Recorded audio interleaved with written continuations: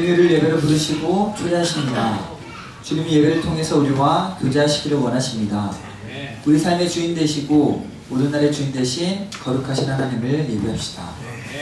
너희는 여호와 우리 하나님을 높여 그의 발등상 앞에서 경배할지어다. 그는 거룩하시도다.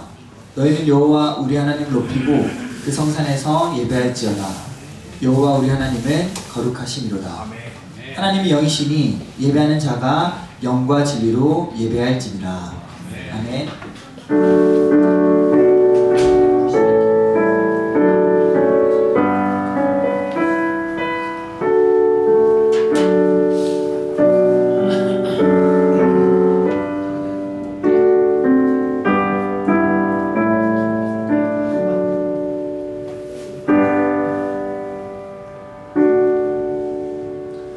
같이 사도신경으로 우리 신앙을 함께 고백하시겠습니다.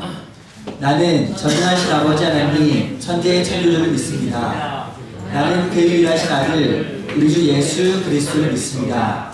그는 성령으로 잉태되어 동정녀 마리아에게서 나시고 본디오 빌라도에게 고난을 받아 십자가에 못 박혀 죽으시고 장사된 지 사흘 만에 죽은 자 가운데서 다시 살아나셨으며 하늘에 오르시어 전능하신 아버지 하나님 우편에 앉아 계시다가 거기로부터 살아있는 자와 죽은 자를 심판하러 오십니다.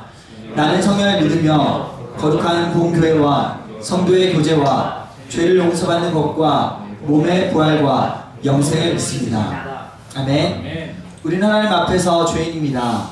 우리의 죄는 주님께 가져갈 때만 해결됩니다. 이 시간 한 주간의 삶을 돌아보며 주님과 나만이 아는 죄를 가지고 주님께 참회의 기도를 드립시다. 함께 기도하겠습니다.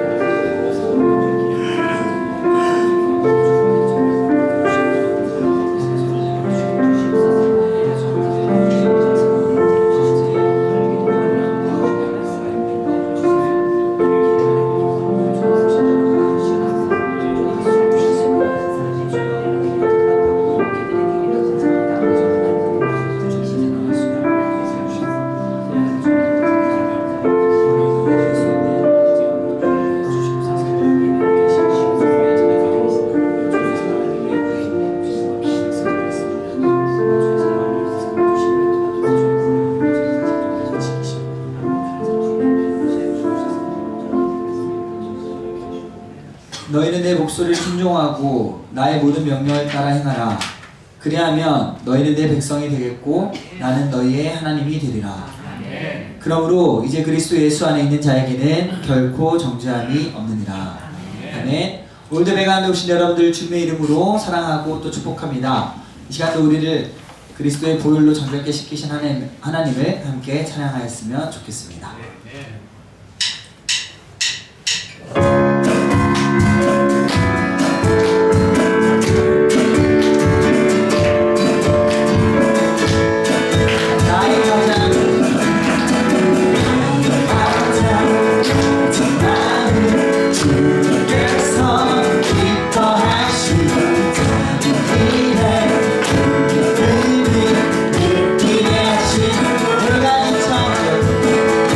내가 지금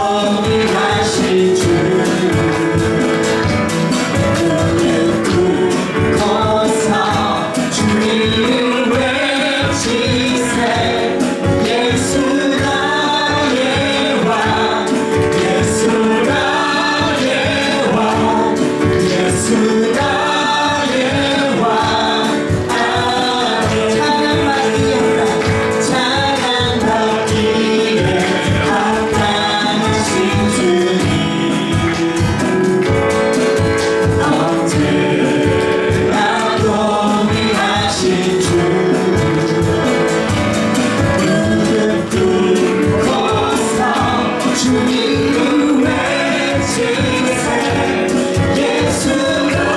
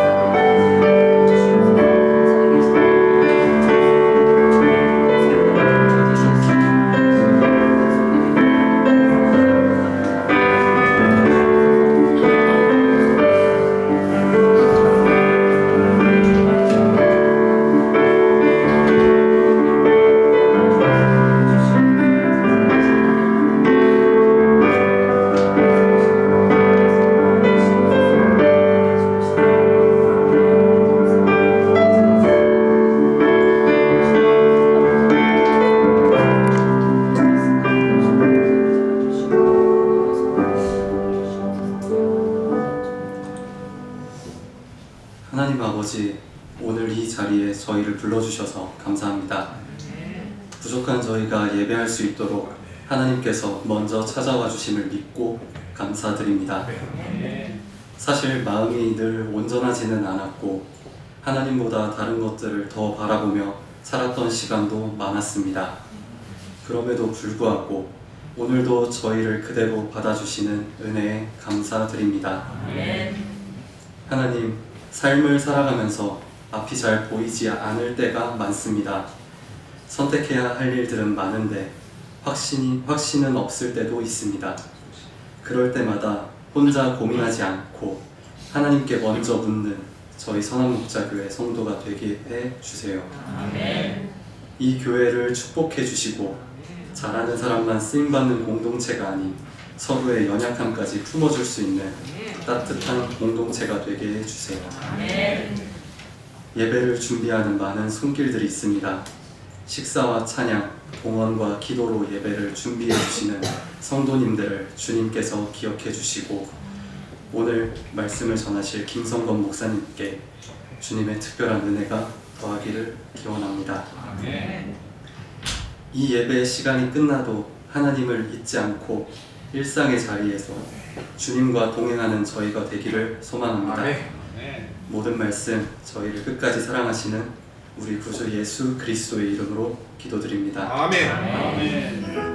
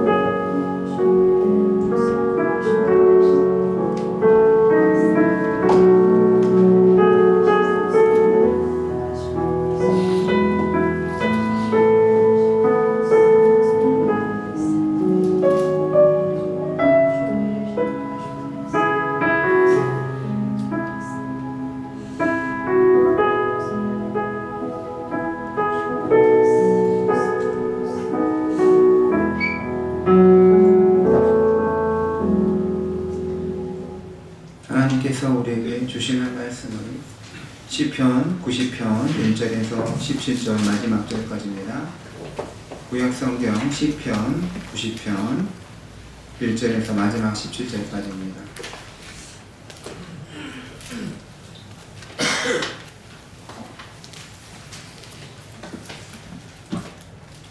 시편 90편 1절에서 17절까지 말씀 한 절씩 교독하고 마지막 절 합독하겠습니다. 주여, 주는 대대에 우리의 거처가 되셨나이다. 하나님의 기관 땅과 세계도 주께서 조성하셨습니다. 모든 영혼부터 영혼까지 주는 하나님이십니다. 주께서 사람을 티끌로 돌아가게 하시고 말씀하시기를 너희 인생들은 돌아가라 하셨사오니 주의 목소리를 전면이 지나가는 거대 같으며 밤의 한순간 같은 분입니다. 주께서 그들을 홍수처럼 쓸어가시나이다. 그들은 잠깐 자는 것 같으며 아침에 돋는 풀 같으니이다. 푸른 아침에 꽃이어 살았다가 저녁에는 시들어 마르나이다. 우리는 주의 노에 소멸되며 주의 분내심에 놀라나이다. 주께서 우리의 죄악을 주의 앞에 놓으시며 우리의 은혜를 주의 가운데 내셨사오니 우리의 모든 날이 주의 분노 중에 지나가며 우리의 평생이 순식간에 다하였나이다. 우리의 수고가 하시며 방랑하는 말씀이라도 그 주의 사랑은 수고와 슬픔이며 신속함이 우리가 알아나이다. 누가 주의 노여움의 능력을 알며 누가 주의 진노의 두려움을 알리이까? 우리에게 은날 추함을 선하사 지혜로 마음을 얻게 하소서. 여호와여 돌아오소서. 언제까지일까? 주의 종들을 불쌍히 여기소서. 아침에 주의 일하시니 우리를 만족하게 하사 우리를 이세 동안 즐겁고 기쁘게 하소서. 우리를 괴롭게 하신 날수대로와 우리가 화를 당한 연수대로 우리를 기쁘게 하소서. 주께서 하신 일을 주의 종들에게 나타내시며 주의 영광을 그들의 자손에게 나타내소서. 같이 읽겠습니다. 주 우리 하나님의 은총을 우리에게 내리게 하사 우리의 손이 행한 일을 우리에게 경고하게 하소서. 우리의 손이 행한 일을 경고하게 하소서. 아멘.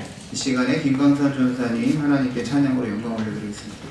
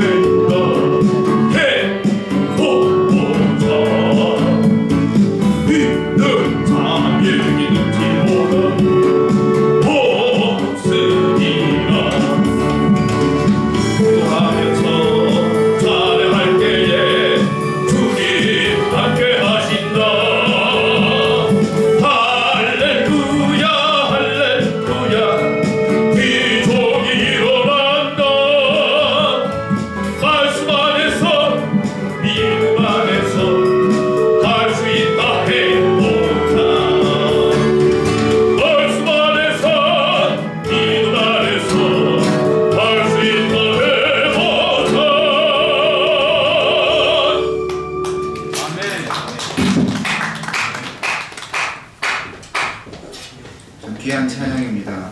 우리가 할 수 있다고 생각하면 하는 거고 할 수 없다고 생각하면 못하는 것이죠. 말씀 안에서 믿음 안에서 할 수 있다, 해보자, 이런 도전 정신 다 가져야 합니다. 귀한 찬송입니다. 하나님께 영광이 받습니다. 모세는 하나님의 사람입니다. 하나님께서 특별히 귀하게 쓰신 사람입니다. 모세의 위대함은 신약 성경에서 예수님과 모세를 비교하는 걸 보면 알 수가 있습니다.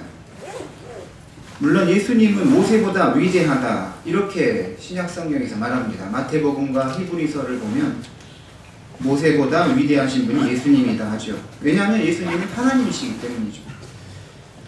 모세보다 예수님이 위대한 것은 당연하지만 신약 성경에서 예수님을 비교의 대상으로 구약에서 모세를 찾았다는 것은 이 모세가 구약 성경에서 가장 영향력 있는 인물임을 증거하는 것입니다.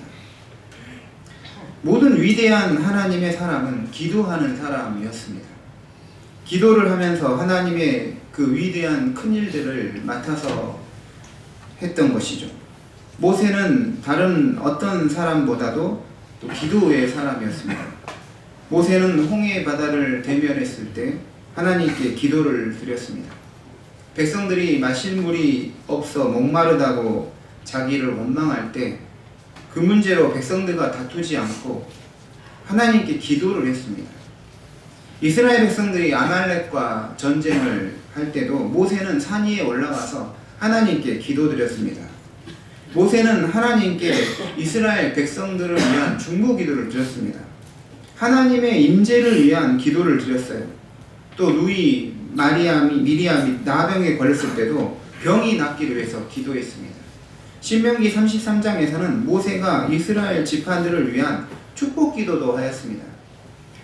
모세의 기도가 얼마나 하나님과 친밀한 가운데서 행해졌던지 사람이 자기 친구와 이야기함과 같이 여호와께서 모세와 대면하여 말씀하셨다라고 기록하고 있습니다. 모세가 하나님의 사람으로서 누구보다도 귀한 사역을 하고 모든 사역에 유능할 수 있었던 것은 그가 율법의 사람, 하나님의 말씀의 사람이었을 뿐만 아니라 동시에 누구보다도 기도하는 사람이었기 때문인 것이죠. 시편 150편 말씀 중에 오늘 시편 90편 말씀은 어떤 시편보다 귀한 시편이라고 할 수가 있습니다. 왜냐하면 이 모세의 기도를 유일하게 기록한 시편이기 때문이죠. 모세는 우리 시편 90편 1절에서 주여라고 하나님을 부르면서 그리고 마지막 17절에 우리의 손이 행한 일을 경고하게 하소서라고 하며 기도를 마칩니다. 기도에는 그 사람의 신앙이 들어가 있습니다. 기도하는 그 내용을 보면 그 사람의 믿음의 수준이, 영적 수준이 담겨 있습니다. 배송 형제 처음으로 대표 기도했는데 다시 보이더라고요. 훌륭한 기도문이 야 믿음의 사람이구나. 기도의 내용이 아무것도 없다면 영적으로 아직 미숙한 거겠죠. 모세의 기도에는 내용이 있는데 굉장한 영적 수준을 우리에게 보여줍니다. 이 기도문에는 모세의 신앙관, 인생관, 지혜가 그대로 들어가 있습니다. 1절 말씀 다시 보시면 주여 주는 대대에 우리의 거처가 되셨나이다. 모세는 하나님이 우리의 거처가 되셨다고 합니다.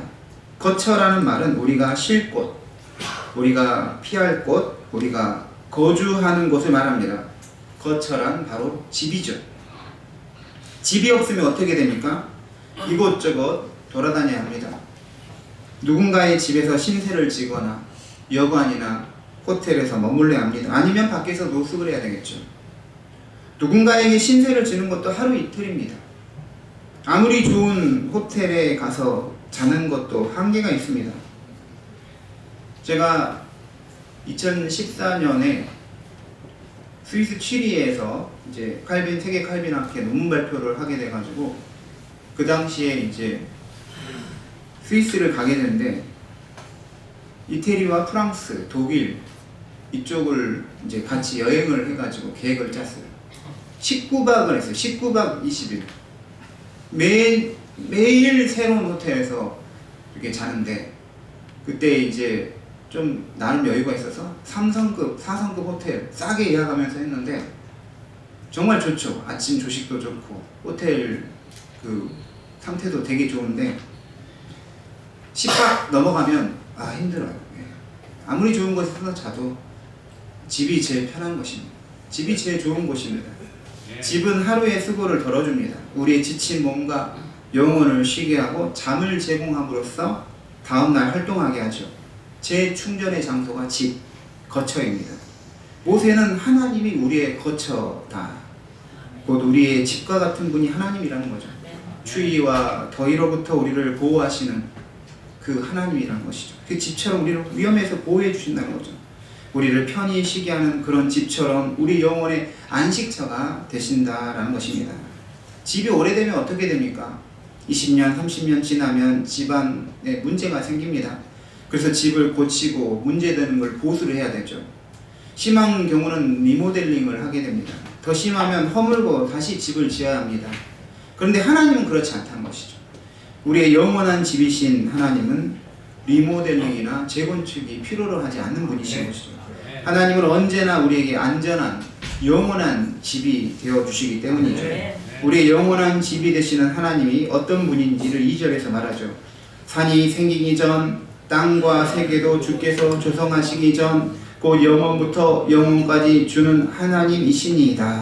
아멘. 산이 생기기 전 땅과 세계가 조성되기 전에도 하나님은 계셨다는 거예요. 영원부터 영원까지 주님은 언제나 하나님이시라는 거죠. 하나님은 영원하신 분이다 라고 말합니다. 그 영원하신 분이 땅과 세계를 창조하셨다는 것이죠. 하지만 하나님이 땅과 세계를 창조하셨다는 사실을 믿지 못하는 분들이 여전히 있습니다. 자연을 신적인 대상으로 여기는 사람들이 있습니다. 나무나 바위나 어떤 동물이나 이런 것들이 힘이나 복을 줄 수 있다고 믿는 것이죠. 돼지 머리에 절하고 어떤 바위나 나무에 기도하고 그런 사람이 있습니다. 하지만 성경은 자연에 대해서는 명확하게 선을 긋지요. 자연은 신적 대상이 되거나 신적인 숭배의 대상이 아니다. 하나님이 창조하신 대상이다라고 천명하고 있습니다. 자연은 그 자체로 영원하지 않고 창조된 피조물이다라는 것이죠. 하나님이 땅과 세계를 창조하셨고 그는 영원부터 하나님이셨다는 말씀은 하나님은 시간을 초월하신 분이란 걸 말합니다. 하나님은 물질, 공간만 창조하신 분이 아니라 시간도 하나님이 창조하셨어요. 원래 시간이 있는데 그 시간 안에서 하나님이 세상을 창조한 게 아니라 땅과 세계를 창조하기 전에는 시간조차도 없었던 것이죠. 땅과 세계를 만드실 때 시간도 만드신 것입니다. 성 어거스틴은 하나님은 시간이 있고 그 시간 안에서 세상을 창조한 게 아니라 시간과 함께 세상을 창조했다라고 말했습니다. 만약에 시간 안에서 하나님이 창조했다면 시간이 있고 그 시간의 흐름 속에서 어떤 시점에 땅과 세계를 창조했다는 것이 되죠. 그렇게 된다면 하나님은 시간의 지배를 받는 분이 된다는 것이죠. 하지만 어거스틴에 따르면 하나님은 시간의 지배를 받지 않고 오히려 시간을 지배하시는 분인데 그 이유는 하나님의 시간인데 그 영원한 영원성, 사람의 시간과는 완전히 다르다는 것이죠. 이 영원이라는 것은 끝없이 늘어진 시간이 아닙니다. 과거와 미래의 구분이 없는 완전한 현재가 영원성인 것이죠. 하나님에게는 지나가버린 과거가 없어요. 아직 오지도 않은 미래도 없습니다. 모든 것이 동시에 하나님에게 현재로 존재합니다. 하나님께서는 모든 것이 현재로 존재한다는 것은 하나님이 과거의 사건을 기억으로만 아시는 것이 아니고 지금 그 과거도 동시에 보시고 계시고 미래의 사건을 미리 예측해서 아시는 것이 아니라 지금 보고 계신다는 것이죠. 우리는 과거라는 것은 기억에만 있어요. 어제는 없어요. 이미 지나가 버려서 없습니다. 그리고 내일도 아직 없어요. 오지 않았기 때문에 없지요. 근데 하나님의 시간은 그 영혼은 사람이 경험하는 시간과 질적으로 다른데 우리 사람은 영원성을 경험하지 못하죠. 사람의 시간과 하나님의 시간, 그 영혼의 차이는 마치 사람이 길을 가고 있죠. 길을 가고 있으면 뒤를 돌아볼 수 있고 앞을 볼 수, 여기를 볼 수 있고 더 앞을 볼 수 있죠. 근데 사람은 동시에 다 볼 수가 없어요. 뒤를 보거나 여기를 보거나 현재를 보고 여기 이곳을 보거나 더 앞에 나아가는 것을 보게 되죠. 하지만 하나님의 시간의 관점에 보면 영원성에서 보면 위에서 보는 것과 같다는 거죠. 이게 높은 곳에서 보면 동시에 이곳을 다 볼 수 있잖아요. 동시에 볼 수 있다는 거죠. 하나님은 과거와 현재와 미래를 같이 볼 수 있다는 것이죠. 하나님의 시간은 오묘한 게, 영원성은 오묘한 게 소설 속의 주인공은 어떻습니까? 소설의 주인공에서는 시간의 소설에서 흐름이 있어요. 어떤 주인공이 소설을 뭔가 자기 일을 하다가 집안일 하다가 잠깐 외출을 했어요. 근데 이 작가가, 소설 작가는 뭐 할 수 있어요? 외출을 했다라고 말하기 전에 펜을 놓고 일주일 동안 막 돌아다닐 수 있죠. 자기 할 일, 여러 가지 일을 할 수 있죠. 그리고 나서 일주일 후에 돌아왔을 때 이제 자기 외출을 하고 돌아왔다. 그러면 이 시간의 흐름과 완전히 달라지죠. 소설 속의 시간의 흐름과 이 작가의 시간의 흐름은 완전히 다르다는 거죠. 그리고 작가는 그 소설의 처음부터 끝까지 모든 시간을 주관하고 있습니다. 그래서 언제든지 돌아갈 수가 있는 거예요. 작가는 그걸 출판하기 전까지는 처음으로 돌아갈 수 있고 더 나중으로 미래로 갈 수 있고 완전히 종말 마치는 지점까지 동시에 볼 수 있는 거죠. 하나님의 시간은 이렇다는 것입니다. 우리가 다 그거를 이해할 수 없지만 하나님은 시간을 만드신 분으로서 시간을 초월하여 계시지만 하나님이 만드신 피조물은 언제나 시간 안에 있는 존재입니다. 우리는 시간 안에 있을 수밖에 없어요. 지구상에 있는 어떤 존재도 시간을 초월해 있을 수 없습니다. 시간 안에 갇혀 있는 것이죠. 시간 안에 갇혀 존재한다는 것은 결국은 언젠가는 멸절한다는 것입니다. 곧 죽게 된다는 것을 말합니다. 시간의 특징이 뭡니까? 시간의 특징은 모든 것을 소멸시킵니다. 존재하던 것도 없게 하는 게 시간입니다. 지금 있던 것들이 100년, 200년, 만년, 1000만 지나면 그대로 있는 게 없죠. 다 사라지거나 변경되지 결코 그대로 있지 못하죠. 그러므로 시간 안에 있는 이 생물과 같은 경우는 죽음을 필연적으로 겪을 수밖에 없습니다. 하지만 하나님은 영원하신 분이기에 죽음을 겪지 않으신 분인 것이죠. 디모데전서 6장 16절에 오직 그에게만 죽지 아니함이 있다. 다른 존재들은 다 죽고 소멸하지만 하나님만 죽지 아니하고 영원하신 분이다라는 것이죠. 3절 말씀 보겠습니다. 주께서 사람을 티끌로 돌아가게 하시고 말씀하시기를 하셨사오니 아멘. 주께서 사람을 티끌로 돌아가게 하셨다. 티끌이 뭡니까? 흙이죠. 이 말씀은 무엇이죠? 죽음을 뜻합니다. 선악과를 먹으면 반드시 죽을 것이라고 주님께서 하나님께서 말씀하셨어요. 그리고 실제로 선악과를 먹은 아담은 하나님에게 이런 명령을 듣죠. 너는 흙이니 흙으로 돌아갈 것이니라. 죽음을 말하는 것이죠. 죽음은 하나님이 직접 만든 게 아닙니다. 아담이 이 에덴 동산의 그 실과 선악과를 먹지 않았다면 죽음이 없었을 것이에요. 죽음 없이 영생으로 끌어올려졌을 것입니다. 죽음은 죄 때문에 세상에 들어온 것입니다. 그래서 로마서 6장 23절에 죄의 결과는 죽음이다 라고 했어요. 노아 홍수 이전에는 사람들이 1000년 가까이 살았습니다. 무두슬라는 세상에서 가장 오래 살았죠. 969세까지 살았죠. 창세기 5장에 있는 아담의 족보들을 보면 다들 평균 막 900세 이상까지 막 삽니다. 이것을 보고 대단하다. 어떻게 사람이 900세 이상을 살 수 있을까라고 생각할 줄 모르지만 이 900세 이상 살았다는 것을 우리는 반대로 이해를 해야 돼요. 하나님은 아담과 그 자손에게 죽지 않는 영생을 주시고 싶으셨어요. 하지만 아담이 지은 죄 때문에 세상에 죽음이 들어왔다는 것이죠. 창세기 5장에서 말하고자 하는 것은 하나님은 너는 흙이니 흙으로 돌아가라는 그 심판이 사람들에게 임하고 있다는 것을 보여주는 것입니다. 그래서 아무리 900세 이상 살았더라도 결국 중요한 건 뭐예요? 몇 세를 살고 죽었더라. 이게 중요한 것이죠. 몇 세를 살고 죽었다라가 반복해서 나옵니다. 왜 그렇습니까? 우리 인간이 아무리 살아도 홍수 이전 사람들이 1000년도 못 살았는데 그것조차도 주님 보시기에는 한순간에 불과하다는 거예요. 4절 말씀에 주의 목전에는 1000년이 지나간 어제 같으며 밤의 한순간 같을 뿐입니다. 죄의 결과로 오는 이 죽음 때문에 1000년 가까이 살더라도 달라질 게 없는 거예요. 100세를 살든 1000년을 살든 다 똑같다는 거예요. 순식간에 지나가 버린다는 것이죠. 결국 시간 안에 갇힌 인생은 주님 보시기에는 한순간처럼 빠르게 죽음을 맞이한다는 것입니다. 죄는 하나님이 원하시는 것이 아니었습니다.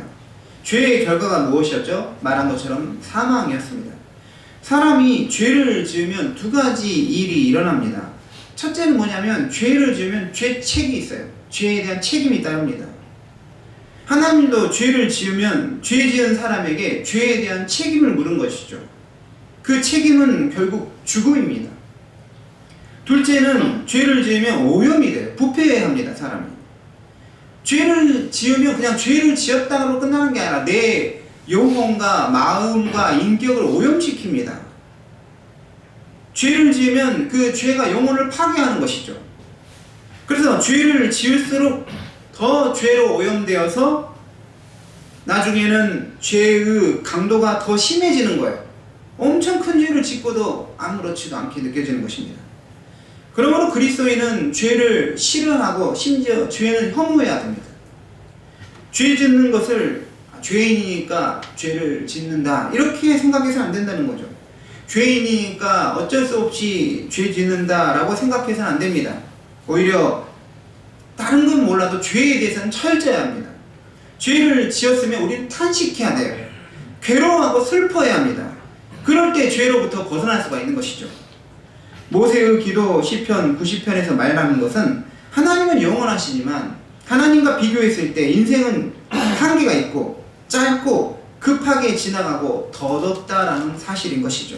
5절에서 6절 말씀 같이 읽겠습니다. 주께서 그들을 홍수처럼 쓸어가시나이다. 그들은 잠깐 자는 것 같으며 아침에 돋는 풀 같으니이다. 풀은 아침에 꽃이 피어 자라다가 저녁에는 시들어 마르나이다. 아멘. 홍수는 모든 것 쓸어가 버립니다. 죽음은 생애의 모든 것을 다 쓸어가 버린다고 할 수가 있어요. 사람들은 죽기 직전까지 어떻게 지내죠? 어떤 분들은 죽기 직전까지도 사업을 벌리고 해야 할 일이 굉장히 많아요. 그래서 너무 바빠서 죽을 시간이 없는 것이죠. 하지만 죽음은 뭡니까? 그 모든 것을 다 중단시키는 게 죽음입니다. 저 이것은 하고 죽어야 해요 이런 게 해주는 게 아니라는 것이죠. 죽으면 아무리 중요한 것도 그냥 멈추죠. 제가 프랑스에서 학업할 때 이제 프랑스어로 쓴 박사 논문을 다 쓰고 같은 교회에 유명한 교수님이 계셔요. 가브리엘 바니안이라는 교수님, 은퇴 교수님인데 이분과 같은 개혁교회를 다녔어요. 그래서 그분에게 제가 제 논문 좀 프랑스어로 좀 읽어달라, 그리고 읽고 좀 고쳐달라 부탁했죠. 그런 훌륭한 교수님이 고쳐주면 제 논문의 진도가 올라간다고 생각을 했죠. 그랬더니 가져와 보라 그러시더라고요. 근데 가져오려고 하는데 돌아가셔버린 거예요. 그러니까 이게 중단돼 버리더라고요. 훌륭한 교수님에게 수정을 볼 수 있었는데, 교정 볼 수 있었는데 이런 생각을 했지만 죽음은 모든 것을 다 쓸어가 버린다는 것이죠. 그러므로 사람은 이 홍수처럼 썰려가는 인생을 의지해서는 안 돼요. 시편 146편에 귀인들을 의지하지 말며 도울 힘이 없는 인생도 의지하지 말지니 그의 호흡이 끊어지면 흙으로 돌아가서 그날에 그의 생각이 소멸하리로다. 사람은 쓸려가는 인생들이기에 사람은 다른 사람 의지해서는 안 되고 오직 영원하신 하나님만 의지합니다. 또한 5절에서 방금 말씀드린 것처럼 인생을 가리켜서 잠깐 자는 것 같다고 했어요. 잠을 잘 때는 참 신기해요. 잠을 자면 꿈을 꾸기도 합니다. 꿈에서는 그게 다 현실이 됩니다. 저도 자면서 꿈을 꾼 적이 많이 있는데 저의 꿈의 특징이 뭐냐면 하늘을 나는 꿈을 자주 꿉니다. 그러면 재밌는 거 뭐냐면 나 혼자 날고 있어요. 그리고 다른 사람은 못 날아요. 저를 막 부러워합니다. 근데 딱 깨버리면 이게 꿈이었구나 속상합니다. 근데 이게 반복해서 꾸다 보니까 꿈에서 내가 또 나는 거예요. 그러면 이거 꿈이다. 이걸 의식하죠. 하도 많이 나는 꿈을 많이 꿔. 꿈이다. 근데 이게 꿈이 아닌 거예요. 거기 위에서 현실인 거예요. 아무리 꿈이라고 했는데 현실이었어요. 근데 또 일어나 보니까 꿈이었던 것이죠. 꿈이라는 것, 잠이라는 것은 이 깨어나면 다 이제 끝나는 거잖아요. 죽음도 마치 잠에서 깨는 것처럼 인생이라는 것은 꿈을 헛것으로 만들어버린 것과 같다는 것이죠. 또한 6절에서 우리 인생을 풀의 꽃으로 비유합니다. 꽃이 피었다가 저녁에 시든다는 것입니다. 그만큼 빨리 지는 게 꽃입니다. 그래서 화무 11홍이라고 했죠. 아무리 붉은 꽃도 10일을 넘지 못한다. 사람의 영광은 결국 꽃처럼 다 시들고 사라진다는 거예요. 아무리 세상 영광을 누리고 가졌더라도 다 지나가는 것들이라는 것입니다. 인생이 죽음으로 인해서 홍수처럼 모든 것을 쓸어가고 잠깐 꿈꾸며 자는 것처럼 모든 것을 헛것으로 만들고 풀의 꽃처럼 지상 영광도 다 사라지게 한다는 말씀인 것이죠. 한마디로 인생이 죽음으로 인해 헛되다는 것입니다. 9절과 10절 읽겠습니다. 우리의 모든 날이 주의 분노 중에 지나가며 우리의 평생이 순식간에 다하였나이다. 우리의 연수가 70이요 강건하면 80이라도 그 연수의 자랑은 수고와 슬픔뿐이요 신속히 가니 우리가 날아가나이다. 아멘. 인생이 죽음으로 인해 얼마나 허무할 수 있는지를 말했어요. 이제 그 인생이 얼마나 빠르게 가는지도 말합니다. 9절에서 우리의 평생이 순식간에 다한다. 평생이 순식간이다. 신속히 가니 날아간다 라고 표현합니다. 날아간다. 시간이 흐르는 게 너무 빨라서 날아간다고 말합니다. 이 걸어가는 것보다 뛰어가는 게 빠르죠. 근데 뛰어가는 것보다 더 빠른 건 뭐예요? 날아가면 제일 빠릅니다. 왜냐하면 날아가면 장애물이 없죠. 저는 어렸을 때 이제 20대 초반에 22살에 전도사 사역을 시작했어요. 그래서 청년들도 맡았어요. 청년들이 나이가 있는 거예요. 저보다 다 많은 거예요. 그래서 걱정이 많이 됐는데 다들 저의 얼굴 자체로는 20대 초반은 아무도 안 봤어요. 최소 28은 될 거다. 그때는 빨리 나이를 먹고 싶었습니다. 왜냐하면 사역자가 좀 나이가 있어야지 괜찮다 이런 생각이 들었어요. 근데 점점 나이를 먹으니까 나이를 먹으면 좋은 게 아니구나 이 생각이 들면서 근데 시간이 금방 가는 거예요. 금방 갑니다. 우리 자녀들, 우리 아이들 키우면서 내가 그때를 생각해 보는 거예요. 내가 학생 때, 중학교 때, 고등학교 때, 대학교 때. 근데 이게 얼마나 빨리 가는지 모릅니다. 모세의 기도에서 이렇게 인생의 시간이 빨리 간다고 말하는 그 의도가 무엇일까요? 정말 모세가 말하고자 하는 핵심이 무엇일까요? 그냥 인생이 허무하니까, 덧없으니까, 너무 빨리 가니까, 누구나 다 죽으니까 그냥 허무한 인생으로 마감하자? 그렇지 않다는 것이죠. 모세가 정말 말하고자 하는 것은 하나님만 홀로 영원하다는 것이죠. 영원부터 영원히 계시는 하나님, 우리 인생의 모든 소망은 오직 하나님에게만 있다. 그것은 살아서나 죽어서나 마찬가지라는 거죠. 시간 안에 갇혀있는 인간은 시간을 초월하여 영원성 안에 계신 하나님께 맡길 때 인생의 헛됨과 죽음의 운명을 극복할 수 있다는 것이죠. 성도의 죽음은 불신자와 완전히 다릅니다. 불신자들은 자기 죄 때문에 죽지만 성도의 죽음은 죄가 끝나는 거예요. 더 이상 죄를 짓지 않게 하고 성도의 죽음은 뭡니까? 영원성으로 가는 통로가 되는 거예요.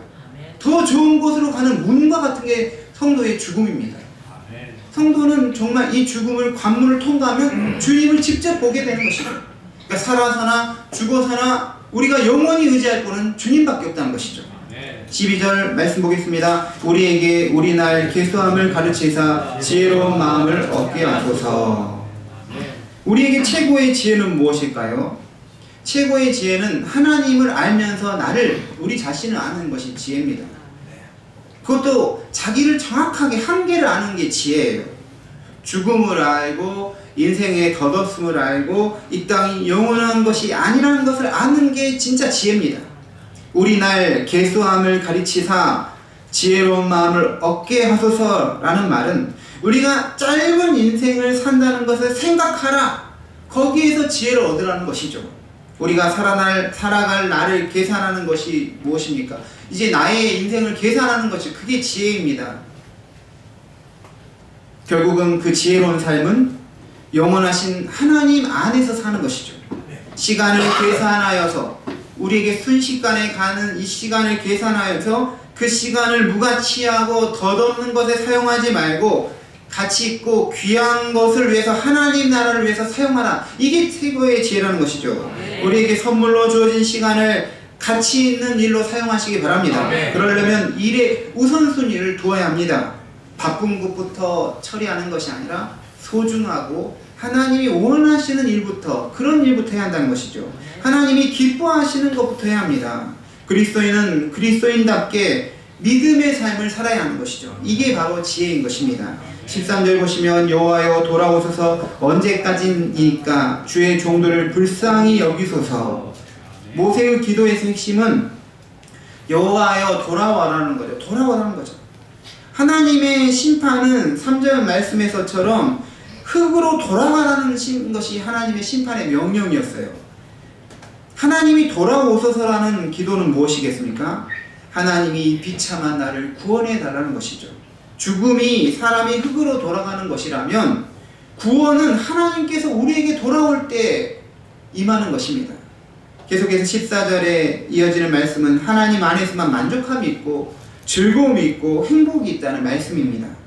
주님이 없으면 인생이 아무리 잘 먹고 잘 살아도 공고할 수밖에 없다는 것이죠. 하나님 없으면 수고와 슬픔뿐이기에 주님이 나에게 돌아오셔서 나 역시 주님께로 돌아가서 주님과 함께 살 때 공고한 인생이 되지 않고 만족과 즐거움과 행복이 있는 인생이 된다는 것이죠. 시편 90편 모세의 기도는 마지막 기도를 마칠 때 하나님께 은혜를 구하는 기도를 드리는 걸 볼 수가 있습니다. 앞선 기도에서 인간의 인생은 풀과 같이 짧고 수고와 슬픔으로 가득한 존재로 묘사했습니다. 이런 유한한 인간이 하나님 앞에서 의지할 수 있는 것은 오직 뭐죠? 하나님의 은총밖에 없다는 것이죠. 그래서 17절 주 우리 하나님의 은총을 우리에게 내리게 하사. 은총이라는 거예요. 우리 손이 행한 일을 우리에게 경고하게 하소서라고 기도합니다. 그것도 2번 반복해서 기도하죠. 그렇기 때문에 우리도 하나님 앞에 똑같은 주제로 얼마든지 기도할 수 있습니다. 2번 반복한다는 건 뭐예요? 중요하기 때문이에요. 그래서 우리는 하나님께 더 간절한 마음으로 반복해서 기도할 수 있습니다. 하지만 내가 많이 반복해서 기도했기 때문에 들어준다는 것은 중언부언과 같은 거, 예수님 말한 거죠. 말을 많이 해야지 들어준다는 건 이방인의 기도고, 우리는 강조해서 소중해서 그것을 반복해서 기도할 수 있다는 거죠. 성도가 손으로 행한 일들이 헛되지 않도록, 무가치하고 무의미하게 되지 않도록 은혜를 주님께서 주어서 가치 있고 지속되는 일들이 되게 해달라고 기도를 해야 한다는 것이죠. 이 기도는 유한한 인간의 삶과 또 노동이 하나님의 은총 안에 있을 때만 의미가 있고 지속성이 있다는 것을 말하는 모세의 고백입니다. 하나님께서 우리의 일상을 붙드시고 헛되지 않게 하시기를 구하는 믿음의 기도인 것이죠. 오늘의 말씀 마치겠습니다. 시편 90편 모세의 기도에 대한 말씀을 살펴보았죠. 이 말씀이 우리에게 주는 교훈이 무엇입니까? 우리의 인생의 짧음과 우리가 죽을 수밖에 없다는 사실을 직면하고 우리의 영원한 거처이신 하나님, 영원한 집이 되신 하나님, 영원이며 영원히 계시는 하나님을 의지하며 살아야 한다고 말합니다. 비록 우리 인생의 수고와 슬픔이 여전히 있을 수 있지만 우리에게 감사와 기쁨과 행복을 하나님이 주신다는 것을 믿고 오직 그 하나님 안에서 기뻐하며 살아야 한다고 교훈하는 것이죠. 우리 성도님들도 눈에 보이는 지나가는 것들만 붙잡고 집착하지 말고 영원한 하나님을 붙들고 의지하여 현재 주어진 삶에서도 가치 있고 의미 있는 하나님이 기뻐하신 일들을 기쁨으로 행하시기를 바랍니다. 기도하시겠습니다. 하나님, 이 시간에 하나님께서 모세의 기도, 귀한 기도를 통해서 우리에게 생명의 말씀 주신 것 감사합니다. 우리에게 말씀대로 살게 하시고 말씀의 가치가 내 인격과 생각을 지배하게 하여 주시옵소서. 말씀의 능력이 성령님을 통해서 나타나게 하여 주시옵소서. 예수님의 이름으로 기도드립니다. 아멘. 시간에 성찬식을 하도록 하겠습니다. 성찬식은 우리 세례를 받은 사람들이 참여할 수 있습니다. 성찬으로 초대하십니다. 주님께서 성찬으로 초대하십니다. 성도님들을 초대하십니다. 우리 주 예수 그리스도께서 친히 마련하신 은혜의 식탁으로 성도님들을 초대하십니다. 이 식탁은 주님께서 당신의 살과 피로 우리를 먹이시며 하나님 아버지께서 육과 영의 모든 양식을 친히 공급해 주시는 자리입니다. 예수님은 이 성찬을 친히 제정하시고 명령하셨습니다. 내 살은 참된 양식이요 내 피는 참된 음료로다. 내 살을 먹고 내 피를 마시는 자는 내 안에 거하고 나도 그 안에 거하느니라. 이제 우리가 이 떡과 찬에 참여할 때 주님의 몸과 피로 참 생명을 누리며 그리스도와 우리가 연합하는 은혜를 누리게 될 것입니다. 이 성찬의 자리는 성령님이 친히 임재하시어서 역사하신 자리입니다. 성령 하나님은 떡과 잔을 통해 우리를 주님의 몸과 피에 참여하게 하시며 그리스도와의 연합을 더욱 깊게 이루시며 성도들을 다 하나로 연합하게 하십니다. 그러므로 이 시간 세상의 헛된 생각과 욕망을 내려놓고 오직 영원한 진리와 생명으로 충만케 하시는 주님을 바라보시기 바랍니다. 거룩한 경외심으로 이 식탁 앞에 나아오십시오. 주님께서 예비하신 풍성한 생명의 교제를 경험하시는 성도님 모두 되시기 바랍니다. 다 같이 일어나셔서 우리의 마음을 주님께 높이 들어 올리시겠습니다.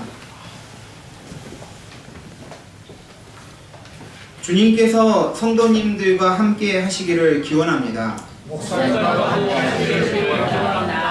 성도님들의 마음을 주님께 높이 들어 올리십시오. 우리 주 하나님께 감사합시다. 우리 성찬에 참여하기 전에 앞뒤 사람 또 좌우 사람과 평화 인사를 나누겠습니다. 주님의 평화가 함께 하시기 바랍니다. 주님의 평화가 함께 하시기 바랍니다. 주님의 평화가 함께 하시기 바랍니다. 성찬 찬송 228장 찬송하시고 4절 후에 착석하시겠습니다.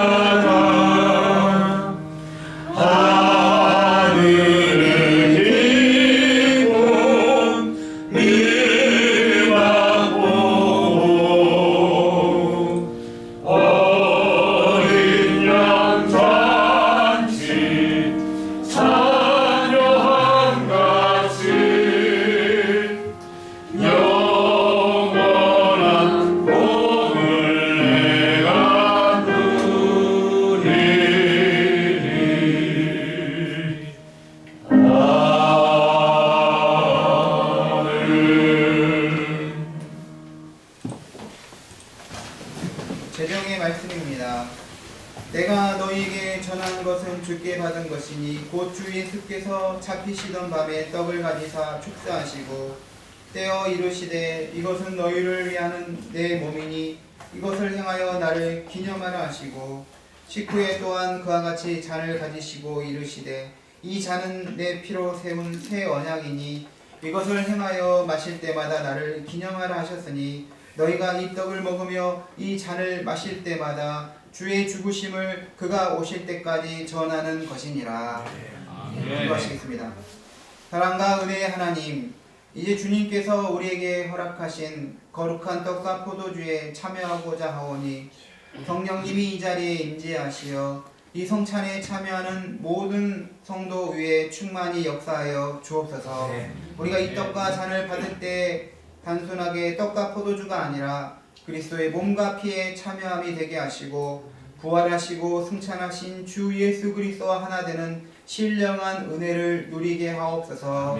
이 거룩한 식탁에 함께 참여하는 모든 성도님들과 주의 나라와 의를 구하는 모든 그리스도인들과 한 몸 이루게 하시고 이 성찬을 통해 그리스도 안에서 주시는 풍성한 구원의 은혜를 깊이 누리게 하옵소서. 예수님의 이름으로 기도합니다. 아멘.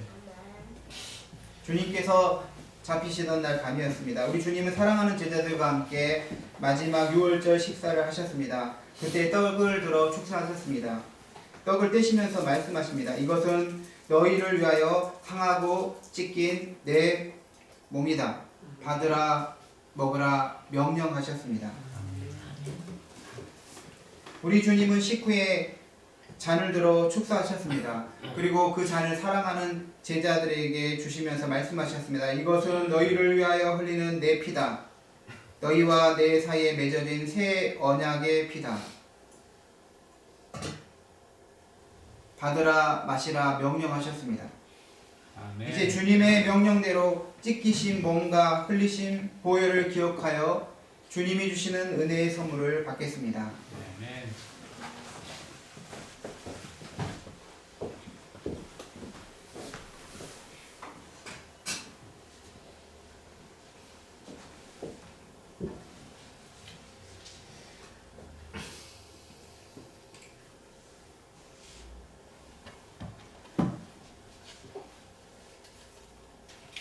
주님의 몸입니다.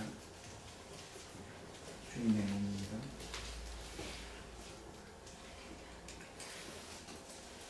주님의 보혈입니다. 주님의 보혈입니다.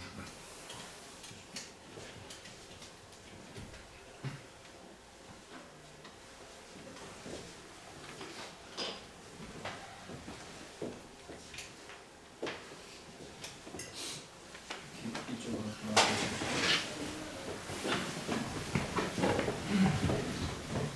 주님의 몸입니다. 주님의 몸입니다.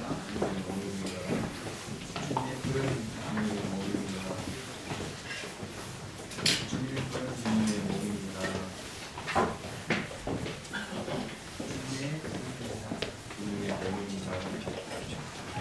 주님의 보혈입니다. 주님의 몸입니다. 주님의 보혈입니다. 주님의 몸입니다. 주님의 보혈입니다.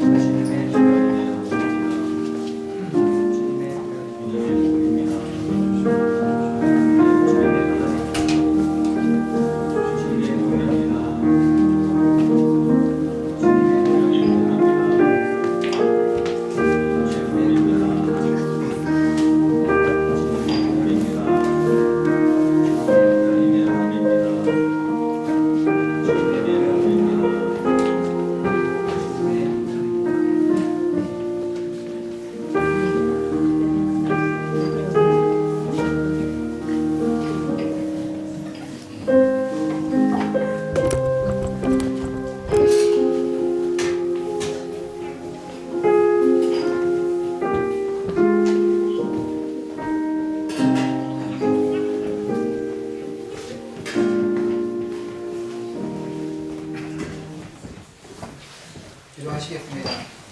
은혜가 풍성하신 하나님, 오늘도 우리를 구원의 떡 가운데로 우리 영혼의 생명을 주신 감사드립니다. 우리가 주님의 살과 피를 먹고 마셨으므로 세상 가운데 나아가 그리스도의 생명을 전하게 하시고 그 생명이 우리의 말과 삶을 통해 세상으로 흘러가게 하옵소서. 생명의 양식으로 힘을 얻은 우리가 이웃과 세상에서 사랑을 베풀며 살게 하소서. 성령의 능력 안에서 날마다 예수님을 증거하는 성도의 삶을 살게 하옵소서. 예수님의 이름으로 기도합니다. 아멘. 감사의 찬송 436장 찬송하시겠습니다.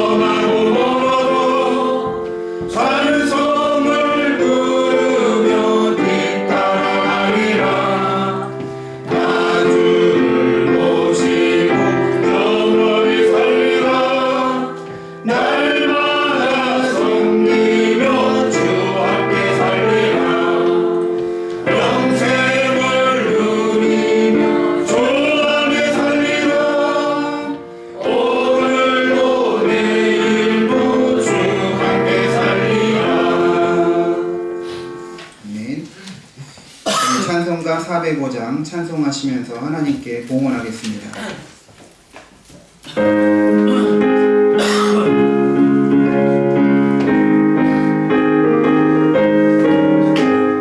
주의 친절한 발에 안기세 우리 마음이 변화하리니 항상 기쁘고 복이 되겠네. 영원하신 발에 안기세 주의 발에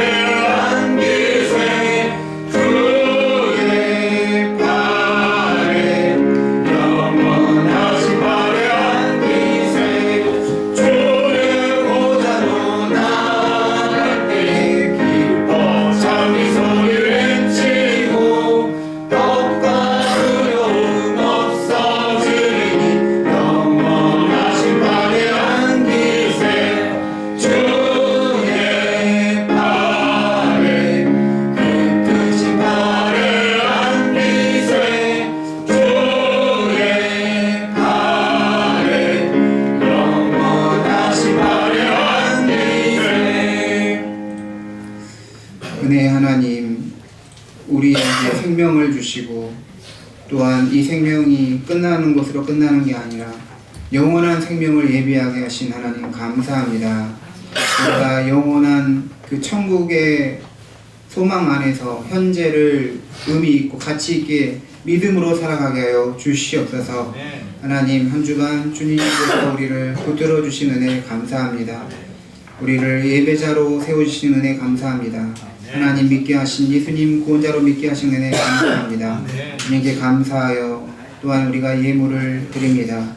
우리 예물을 주님께서 기쁘시게 받아주시고 드리는 손길 위에 은혜 위에 은혜를 더하여서 풍성한 은혜가 있게 하여 주시옵소서. 이 물질이 쓰이는 곳에 주의 사랑, 주의 복음 전파되게 하여 주시고 주님께로 돌아오는 생명의 역사가 일어나게 하여 주시옵소서. 모든 것을 감사드리며 예수님의 이름으로 봉헌의 기도를 드립니다. 아멘. 교회 소식 안내하도록 하겠습니다. 우리 옆에 분들과 인사하겠습니다. 하나님이 우리의 거처가 되십니다. 하나님 우리의 거처가 되십니다. 지혜로운 자가 됩시다. 지혜로운 자가 됩시다. 주님이 은혜를 주십니다. 주님이 은혜를 주십니다. 우리 40일 기도회가 지난 오늘부터 있어가지고 가정에서 교회 못 오신 분들은 저녁 6시부터 10시까지, 그리고 교회에서는 이곳에서 8시 반에서 9시 반 30분까지 모이는데요. 올해부터 금요일까지 모이고요. 토요일은 4시에 모이도록 하겠습니다. 오후 4시고 교회에서 저녁 8시 반부터 9시입니다. 우리 교회에 못 오신 성도님들은 꼭 가정에서 시간을 정해서 하나님께 기도하는 시간, 요셉처럼 훌륭한 사역자가 되려면, 훌륭한 하나님의 사람 되려면 기도하시기 바랍니다. 오늘 새신자 교육을 우리 다 수료가 됐어요. 이현수 학생. 근데 오늘 감기에 걸려서 참석 못했는데요. 우리 축복하고 잘했다고 격려해 받도록 하겠습니다. 이현수 학생 감사합니다. 오늘 교회 우리 처음 오신 성도님 계시는데 잠깐 인사하겠습니다. 감사합니다. 환영 축복합니다. 감사합니다. 우리 예배 후에 끝나고 바로 식사가 있습니다. 같이 참여해 주시면 감사하겠습니다. 다 같이 일어나셔서 파송에 찬양하겠습니다.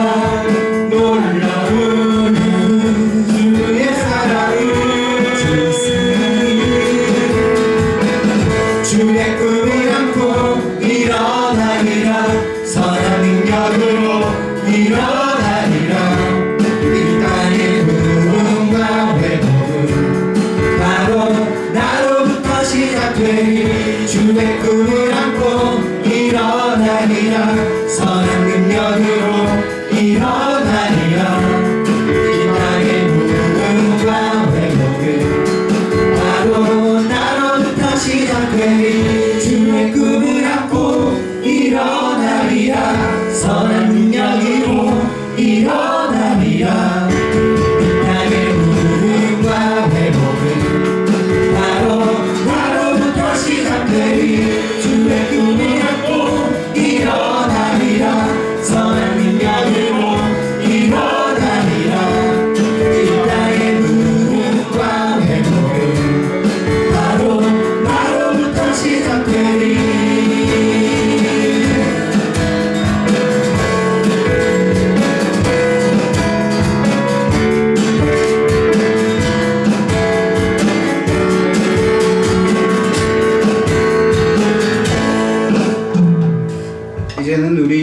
예수 그리스도의 은혜와 하나님 아버지의 크신 사랑과 성령의 교통하심이 우리의 거처가 되시는 영원하신 하나님을 의지하며 그분이 주시는 능력과 지혜로 하나님의 거룩한 뜻을 이루기를 원하는 모든 주의 자녀들 위해 지금부터 영원토록 함께 하시길 간절히 축원하옵나이다. 아멘.